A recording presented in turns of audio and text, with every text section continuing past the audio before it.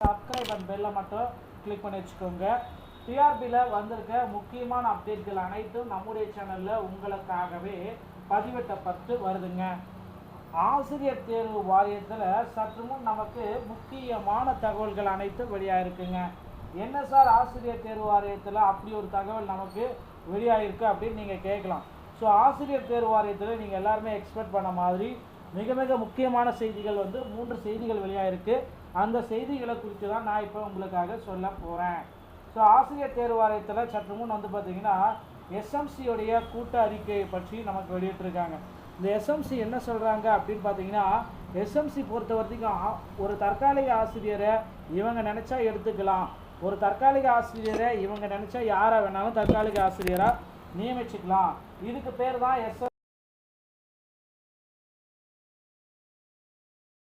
SMC யாரை வேணாலும் தற்காலிக ஆசிரியராக போட்டிக்கலாம். ஆனால் இப்போ அதுக்கு பார்த்தீங்கன்னா ஒரு கட்டை வச்சுட்டாங்க. எப்படி அப்படின்னு பார்த்தீங்கன்னா ஒரு ட்விஸ்ட்டு. அவங்க பார்த்தீங்கன்னா டெட் தேர்வில் தேர்ச்சி பெற்றிருந்தால் மட்டும்தான் எஸ்எம்சியில் போக முடியும் அப்படின்றது சொல்லியிருக்காங்க.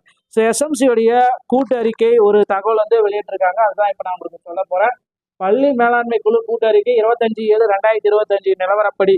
ஓகேங்களா? என் பள்ளியில் 2025-26 ஆண்டிற்கான பள்ளி மேலாண்மை குழு முதல் கூட்டம் நடைபெற்றது. கூட்டத்திற்கு பள்ளி மேலாண்மை குழு தலைவி அவர்கள் தலைமையிலும் ஏனைய உறுப்பினர்கள் முன்னிலும் பகத்து விட்டு நம்ம கூட்டத்துடைய தீர்மானங்கள் என்ன அப்படின்றத நான் இப்போ சொல்ல போறேங்க. மாநில கற்றல் அடைவு SAS ஓகேங்களா? ஸோ அதோடைய திறன் மேலாண்மை மற்றும் பங்கு மேலாண்மை குழு உறுப்பினர்கள் மற்றும் பெற்றோர்களுக்கு முக்கியத்துவம் தெரிவிப்பது தீர்மானிக்கப்படுகிறது. எண்ணும் எழுத்தும் திட்டத்தின் கீழ் குழந்தைகள் சத்தாக வாசிக்க 10 to 15 பெற்றோர்கள் பயிற்சி அளிக்க வேண்டும் அப்படின்னு சொல்லியிருக்காங்க. பள்ளியின் முன்னாள் மாணவர்கள் குறித்து சொல்லியிருக்காங்க. மாற்றுத்திறனாளிகளுக்கு வழங்கப்படும் நிதி உதவி உபகரணங்கள் பற்றி சொல்லியிருக்காங்க. குழந்தை திருமணம், குழந்தை பாதுகாப்பு, குழந்தை தொழிலாளர் முறைகளால் விடுபட்ட அடையாளம் காணப்பட்டு விழிப்புணர்வு ஏற்படுத்து. NSNOP மூலம் வழங்கப்படும் பள்ளியின் தேவையில் அளவீடு செய்து பள்ளி மேலாண்மை குழு மூலமா இதை பார்க்கலாம். போக்ஸ்கோ சட்டம் பற்றிய விழிப்புணர்வு. பள்ளி கல்வித்துறையின் அழைப்பு மைய எண் அந்த எண்ணை கொடுத்துருக்காங்க. உதவி குழந்தைகள் 1098 விழிப்புணர்வு ஏற்படுத்தலாம். ஆரோக்கியமான மாணவர் சமூகத்தை உருவாக்கும், போதைப் பொருள் பயன்பாடு இல்லாத சமூகத்தை உருவாக்கணும். அதற்காக அவங்க ஒரு முக்கியமான அறிவிப்பையும் வெளியிட்டிருக்காங்க. ஸோ மேற்காணும் கூட்டப்பொருள்கள் எல்லாமே ஒருங்கிணைந்த சார்ந்த பள்ளி கல்வி திட்ட இயக்குநர் செயல்முறைகள் பின்பற்றி விதிகள் மற்றும் மாணவர்களை இதனால் நலன் கருதி மேற்கண்ட பொருள்கள் எல்லாமே வைக்கிறாங்க அப்படின்றத குறிப்பிட்டு சொல்லிட்டாங்க. அடுத்து பார்த்தீங்கன்னா அந்த செட் தேர்வில் தமிழ் வழி ஒதுக்கீடு கோருவர்களுக்கு சான்றிதழ் சமர்ப்பிக்க ஆகஸ்ட் 7 வரை அவகாசம் அப்படின்றதையும் குறிப்பிட்டு சொல்லிட்டாங்க. இந்த செட் தேர்வை பற்றி ஒரு சில அறிவிப்பு. மாநில தகுதி தேர்வில் தமிழ் வழி ஒதுக்கீடு கோரும் விண்ணப்பதாரர்கள் அதற்கான சான்றிதழ்களை ஆகஸ்ட் 7ஆம் தேதிக்குள் இணையதளத்தில் பதிவேற்றம் செய்யப்பட என ஆசிரியர் தேர்வு வாரியம் குறிப்பிட்டு சொல்லிட்டாங்க. இது தொடர்பாக ஆசிரியர் தேர்வு வாரியத்தின் செயலாளர்கள் ராமேஸ்வரம் முருகன் வெளியிட்டுள்ள குறிப்பில், ஆசிரியர் தேர்வு வாரிய மையத்தால் தகுதி தேர்வு செட் தேர்வு கடந்த மார்ச் 6 முதல் 9 வரை நடத்தப்பட்டது. இந்நிலையில் சென்னை உயர்நீதிமன்ற உத்தரவின்படி செட் தேர்வில் தமிழ் வழியில் பயின்றோருக்கு PSTM இடஒதுக்கீடு வழங்கி உயர்கல்வித்துறை அரசாணை வெளியிட்டிருக்காங்க. இது தொடர்பாக ஆசிரியர்களுடைய விண்ணப்பதாரர்கள் 1ஆம் வகுப்பு முதல் முதுகலை படப்பு வரை தமிழில் படித்ததற்கான சான்றிதழ்கள் மாதிரி படிவத்தில் உள்ள மாதிரி கையொப்பம் பெற்று ஆசிரியர் தேர்வு வாரியத்தின் இணையதளத்தில் ஆகஸ்ட் 7ஆம் தேதி மாலை 5க்குள்ளார நீங்க போடணும் அப்படின்றத குறிப்பிட்டு சொல்லியிருக்காங்க.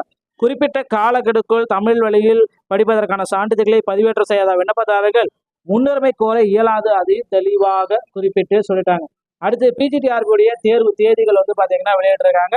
ஸோ எக்ஸ்பெக்ட் பண்ண தேர்வு தேதிகள் நம்ம எக்ஸ்பெக்ட் பண்ணது 28/9/2025 அன்று அரசு பணியாளர் தேர்வாணைய குரூப் எக்ஸாம் நடைபெறுது. அதனால அதை நிறுத்திட்டு அந்த தேதியை மாத்திட்டு பார்த்தீங்கன்னா தற்சமயம் அக்டோபர் 12/10/2025 அன்னைக்கு இந்த PGTRB எக்ஸாமை வச்சுக்கலாம் அப்படின்ற ஒரு அறிவிப்பையும் ஆசிரியர் தேர்வு வாரியம் வெளியிட்டிருக்காங்க. அடுத்து பார்த்தீங்கன்னா HGT வேகன்சிஸ் பார்த்தீங்கன்னா ஒரு 3 மடங்காக உயர்த்தலாம் அப்படின்னு புதிய திட்டங்கள் எல்லாமே வச்சிருக்காங்க. நீதிமன்றத்தில் ஒரு புதிய வழக்கு பார்த்தீங்கன்னா டெட் தேர்வு சம்பந்தமாக போயிட்டு இருக்கு. அந்த வழக்குடைய இறுதி தீர்ப்பு இந்த ஜூலை 27, 28, 29 தேதிகளில் வெளியாகும் என்றது எதிர்பார்க்கப்படுதுங்க. 2013 டெட் பாஸ் பண்றவங்களான போஸ்டிங்கும் அதில் அடங்கும். ஓகேங்களா? ஸோ நண்பர்களே, இந்த தகவல்கள் பற்றிய முழுமையான தகவல்களை நீங்கள் அடுத்தடுத்த வீடியோக்களில் பார்த்துக்கலாம். இந்த மாதிரி ஆசிரியர் சம்பந்தமான செய்திகளை உடனுக்குடன் பெற நீங்கள் நம்முடைய சேனலை சப்ஸ்கிரைப் அண்ட் பெல்லை கிளிக் பண்ணி வச்சுக்கோங்க. மீண்டும் ஒரு நல்ல தகவலோட நான் உங்களை சந்திக்கிறேன். நன்றி, வணக்கம்.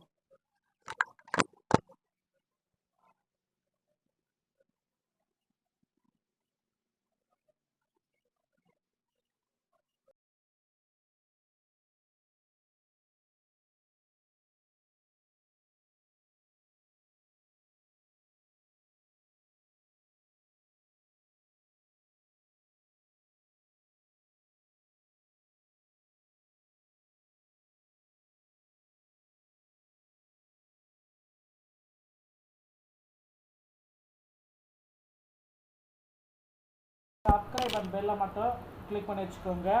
டிஆர்பியில் வந்திருக்க முக்கியமான அப்டேட்கள் அனைத்தும் நம்முடைய சேனலில் உங்களுக்காகவே பதிவிட்டப்பட்டு வருதுங்க. ஆசிரியர் தேர்வு வாரியத்தில் சற்று முன் நமக்கு முக்கியமான தகவல்கள் அனைத்தும் வெளியாக இருக்குங்க. என்ன சார் ஆசிரியர் தேர்வு வாரியத்தில் அப்படி ஒரு தகவல் நமக்கு வெளியாகிருக்கு அப்படின்னு நீங்கள் கேட்கலாம். ஸோ ஆசிரியர் தேர்வு வாரியத்தில் நீங்கள் எல்லாருமே எக்ஸ்பெக்ட் பண்ண மாதிரி மிக மிக முக்கியமான செய்திகள் 3 செய்திகள் வெளியாகிருக்கு. அந்த செய்திகளை குறித்து தான் நான் இப்போ உங்களுக்காக சொல்ல போகிறேன். ஸோ ஆசிரியர் தேர்வு வாரியத்தில் சற்று முன் பார்த்தீங்கன்னா எஸ்எம்சியோடைய கூட்ட அறிக்கையை பற்றி நமக்கு வெளியிட்டிருக்காங்க. இந்த எஸ்எம்சி என்ன சொல்கிறாங்க அப்படின்னு பார்த்தீங்கன்னா, எஸ்எம்சி பொறுத்த வரைக்கும் ஒரு தற்காலிக ஆசிரியரை இவங்க நினச்சா எடுத்துக்கலாம், ஒரு தற்காலிக ஆசிரியரை இவங்க நினச்சா யாரை வேணாலும் தற்காலிக ஆசிரியராக நியமிச்சுக்கலாம். இதுக்கு பேர் தான்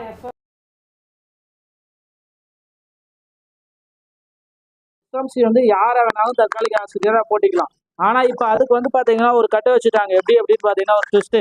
அவங்க பார்த்தீங்கன்னா டெட் தேர்வில் தேர்ச்சி பெற்றிருந்தால் மட்டும்தான் எஸ்எம்சியில் போக முடியும் அப்படின்றது சொல்லியிருக்காங்க. ஸோ எஸ்எம்சியோடைய கூட்டு அறிக்கை ஒரு தகவல் வெளியிட்டிருக்காங்க. அதுதான் இப்போ நான் உங்களுக்கு சொல்ல போகிறேன். பள்ளி மேலாண்மை குழு கூட்டறிக்கை 25/7/2025 நிலவரப்படி. ஓகேங்களா? என் பள்ளியில் 2025-26 ஆண்டிற்கான பள்ளி மேலாண்மை குழு முதல் கூட்டம் நடைபெற்றது. கூட்டத்திற்கு பள்ளி மேலாண்மை குழு தலைவி அவர்கள் தலைமையிலும் ஏனைய உறுப்பினர்கள் முன்னிலும் பகத்து செலவிட்டு நம்ம கூட்டத்துடைய தீர்மானங்கள் என்ன அப்படின்றத நான் இப்போ சொல்ல போறேங்க. மாநில கற்றல் அடைவு SAS ஓகேங்களா? ஸோ அதோடைய திறன் மேலாண்மை மற்றும் பங்கு மேலாண்மை குழு உறுப்பினர்கள் மற்றும் பெற்றோர்களுக்கு முக்கியத்துவம் தெரிவிப்பது தீர்மானிக்கப்படுகிறது. எண்ணும் எழுத்தும் திட்டத்தின் கீழ் குழந்தைகள் சத்தாக வாசிக்க 10-12 பெற்றோர்கள் பயிற்சி அளிக்க வேண்டும் அப்படின்னு சொல்லியிருக்காங்க. பள்ளியின் முன்னாள் மாணவர்கள் குறித்து சொல்லியிருக்காங்க. மாற்றுத்திறனாளிகளுக்கு வழங்கப்படும் நிதி உதவி உபகரணங்கள் பற்றியும் சொல்லியிருக்காங்க. குழந்தை திருமணம், குழந்தை பாதுகாப்பு, குழந்தை தொழிலாளர் முறைகளால் விடுபட்ட அடையாளம் காணப்பட்டு விழிப்புணர்வு ஏற்படுத்து NSNOP மூலம் வழங்கப்படும் பள்ளியின் தேவையில் அளவீடு செய்து பள்ளி மேலாண்மை குழு மூலமாக இதை பார்க்கலாம். போக்ஸ்கோ சட்டம் பற்றிய விழிப்புணர்வு, பள்ளி கல்வித்துறையின் அழைப்பு மைய எண் அந்த எண்ணை கொடுத்துருக்காங்க. உதவி குழந்தைகள் 1098 விழிப்புணர்வு ஏற்படுத்தலாம். ஆரோக்கியமான மாணவர் சமூகத்தை உருவாக்கும், போதைப் பொருள் பயன்பாடு இல்லாத சமூகத்தை உருவாக்கணும். அதற்காக அவங்க ஒரு முக்கியமான அறிவிப்பையும் வெளியிட்டிருக்காங்க. ஸோ மேற்காணும் கூட்டப்பொருள்கள் எல்லாமே ஒருங்கிணைந்த சார்ந்த பள்ளி கல்வி திட்ட இயக்குநர் செயல்முறைகள் பின்பற்றி விதிகள் மற்றும் மாணவர்கள் இதனால் நலன் கருதி மேற்கண்ட பொருள்கள் எல்லாமே வைக்கிறாங்க அப்படின்றத குறிப்பிட்டு சொல்லிட்டாங்க. அடுத்து பார்த்தீங்கன்னா அந்த செட் தேர்வில் தமிழ் வழி ஒதுக்கீடு கோருவர்களுக்கு சான்றிதழ் சமர்ப்பிக்க ஆகஸ்ட் 7 வரை அவகாசம் அப்படின்றதையும் குறிப்பிட்டு சொல்லிட்டாங்க. இந்த செட் தேர்வை பற்றி ஒரு சில அறிவிப்பு. மாநில தகுதி தேர்வில் தமிழ் வழி ஒதுக்கீடு கோரும் விண்ணப்பதாரர்கள் அதற்கான சான்றிதழ்களை ஆகஸ்ட் 7ஆம் தேதிக்குள் இணையதளத்தில் பதிவேற்றம் செய்யப்படும் என ஆசிரியர் தேர்வு வாரியம் குறிப்பிட்டு சொல்லிட்டாங்க. இது தொடர்பாக ஆசிரியர் தேர்வு வாரியத்தின் செயலாளர்கள் ராமேஸ்வரம் முருகன் வெளியிட்டுள்ள குறிப்பில், ஆசிரியர் தேர்வு வாரிய மையத்தால் தகுதி தேர்வு செட் தேர்வு கடந்த மார்ச் 6 முதல் 9 வரை நடத்தப்பட்டது. இந்நிலையில் சென்னை உயர்நீதிமன்ற உத்தரவின்படி செட் தேர்வில் தமிழ் வழியில் பயின்றோருக்கு PSTM இடஒதுக்கீடு வழங்கி உயர்கல்வித்துறை அரசாணை வெளியிட்டிருக்காங்க. இது தொடர்பாக ஆசிரியர்களுடைய விண்ணப்பதாரர்கள் 1ஆம் வகுப்பு முதல் முதுகலை படப்பு வரை தமிழில் படித்ததற்கான சான்றிதழ்கள் மாதிரி படிவத்தில் உள்ள மாதிரி கையொப்பம் பெற்று ஆசிரியர் தேர்வு வாரியத்தின் இணையதளத்தில் ஆகஸ்ட் 7ஆம் தேதி மாலை 5க்குள்ளார நீங்கள் போடணும் அப்படின்றத குறிப்பிட்டு சொல்லியிருக்காங்க. குறிப்பிட்ட காலக்கெடுக்குள் தமிழ் வழியில் படிப்பதற்கான சான்றிதழ்களை பதிவேற்றம் செய்யாத விண்ணப்பதாரர்கள் முன்னுரிமை கோர இயலாது, அதையும் தெளிவாக குறிப்பிட்டு சொல்லிட்டாங்க. அடுத்து PGTRB தேர்வு தேதிகள் பார்த்தீங்கன்னா வெளியிட்டிருக்காங்க. ஸோ எக்ஸ்பெக்ட் பண்ண தேர்வு தேதிகள் நம்ம எக்ஸ்பெக்ட் பண்ணது 28/9/2025 அன்று அரசு பணியாளர் தேர்வாணைய குரூப் எக்ஸாம் நடைபெறுது. அதனால அதை நிறுத்திட்டு அந்த தேதியை மாற்றிட்டு பார்த்தீங்கன்னா தற்சமயம் அக்டோபர் 12/10/2025 அன்னைக்கு இந்த PGTRB எக்ஸாமை வச்சுக்கலாம் அப்படின்ற ஒரு அறிவிப்பையும் ஆசிரியர் தேர்வு வாரியம் வெளியிட்டிருக்காங்க. அடுத்து பார்த்தீங்கன்னா HGT வேகன்சிஸ் பார்த்தீங்கன்னா ஒரு 3 மடங்காக உயர்த்தலாம் அப்படின்னு புதிய திட்டங்கள் எல்லாமே வச்சிருக்காங்க. நீதிமன்றத்தில் ஒரு புதிய வழக்கு பார்த்தீங்கன்னா டெட் தேர்வு சம்பந்தமாக போயிட்டு இருக்கு. அந்த வழக்குடைய இறுதி தீர்ப்பு இந்த ஜூலை 27, 28, 29 தேதிகளில் வெளியாகும் என்றது எதிர்பார்க்கப்படுதுங்க. 2013 டெட் பாஸ் பண்ணுறவங்களான போஸ்டிங்கும் அதில் அடங்கும். ஓகேங்களா? ஸோ நண்பர்களே, இந்த தகவல்கள் பற்றிய முழுமையான தகவல்களை நீங்கள் அடுத்தடுத்த வீடியோக்களில் பார்த்துக்கலாம். இந்த மாதிரி ஆசிரியர் சம்பந்தமான செய்திகளை உடனுக்குடன் பெற நீங்கள் நம்முடைய சேனலை சப்ஸ்கிரைப் அண்ட் பெல்லை கிளிக் பண்ணி வச்சுக்கோங்க. மீண்டும் ஒரு நல்ல தகவலோட நான் உங்களை சந்திக்கிறேன். நன்றி, வணக்கம்.